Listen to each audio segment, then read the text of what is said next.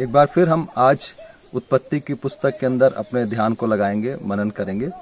जो परमेश्वर कायनात की नक्काशी कर रहे हैं, उसकी रचना कर रहे हैं उसके ऊपर। और ये उत्पत्ति की पहला अध्याय और 4 पद में लिखा है कि जब परमेश्वर ने उजियाला बनाया, उसके बाद परमेश्वर ने उजियाले को अंधियारे से अलग किया और कहा कि अच्छा है। फिर 2 विचार आज हम इस वीडियो के अंदर जानने की कोशिश करेंगे। पहली बात कि परमेश्वर ने स्वयं देखकर कहा कि अच्छा है। ध्यान दीजिएगा कि परमेश्वर जो कुछ बनाते हैं वो अच्छा बनाते हैं और बहुत अच्छा बनाते हैं, क्योंकि वो भले परमेश्वर हैं। और परमेश्वर इसलिए कहते हैं कि उसने वचन के अंदर, सभोपदेशक के अंदर, कि वो जो कुछ भी करता है अपने समय के अनुसार बहुत सुंदर बनाता है। He makes all things beautiful in his own time। बहुत सुंदर बनाता है। परमेश्वर जो योजनाएं, जो कल्पनाएं आपके लिए और मेरे लिए करता है, वो भले की करता है, क्योंकि वो भला परमेश्वर है। प्रिय, जो विचार हमें इस सुबह में या इस वीडियो से मिलता है वो ये है कि हम अपने परमेश्वर पर भरोसा रखें कि मेरे जीवन के अंदर, मेरे भविष्य के अंदर, मेरी योजनाओं के अंदर परमेश्वर अपने समय के अनुसार जो करेगा वो अच्छा करेगा और बहुत अच्छा करेगा। सिर्फ हमें उसके समय का इंतजार करना और उस पर भरोसा रखना ये जरूरी है। परमेश्वर जो करते हैं अच्छा करते हैं और बहुत अच्छा करते हैं। दूसरा विचार हम यहाँ पर ये देखते हैं कि परमेश्वर ने उजियाले को अंधियारे से अलग किया। प्रिय, विचार कीजिए एक बात के ऊपर कि अंधियारा जो है उसका अपना अस्तित्व नहीं होता है, उजियाले का अस्तित्व होता है। उजियाले के आने से अंधियारा गायब हो जाता है, लेकिन अंधियारे के आने से उजियाला गायब नहीं होता है। लाइट का जो है अपना अस्तित्व है, और परमेश्वर ने दोनों को अलग किया, उजियाले को अलग किया।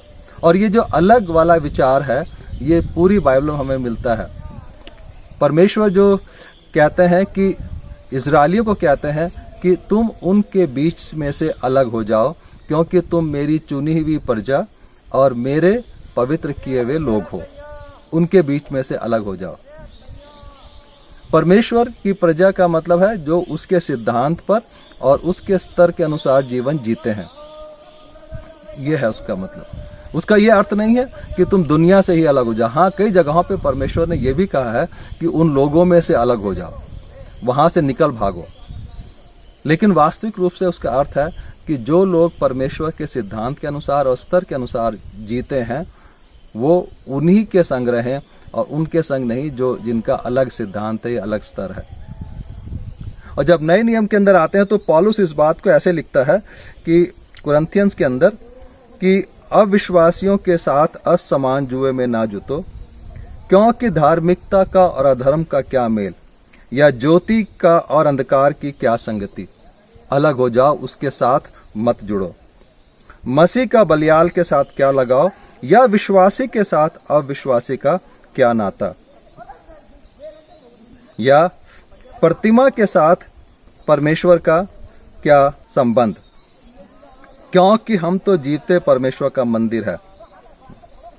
इसलिए प्रभु कहता है कि उनके बीच में से निकलो और अलग रहो, अलग रहो। प्रियो, दूसरा विचार जो ये है कि हम परमेश्वर के चुने हुए लोग हैं, अलग किए हुए लोग हैं, जो परमेश्वर के सिद्धांत और स्तर के अनुसार जीवन व्यतीत करते हैं। इसका यह अर्थ नहीं है कि संसार को छोड़कर और गुफाओं में चले जाओ।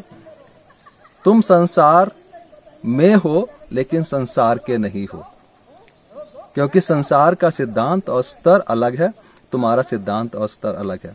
उसके साथ एक मत हो, अलग रहो, ये प्रभु चाहता है। तो प्रियो, आज इस वीडियो से 2 विचार। नंबर 1 कि परमेश्वर जो करते हैं अपने समय के अनुसार बहुत ही सुंदर और भला करते हैं, उस पर भरोसा रखें और उस समय का इंतजार करें। दूसरा, तुम परमेश्वर के सिद्धांत और स्तर के अनुसार जियो और अपने आप को संसार के सिद्धांत और स्तर से अलग रखो।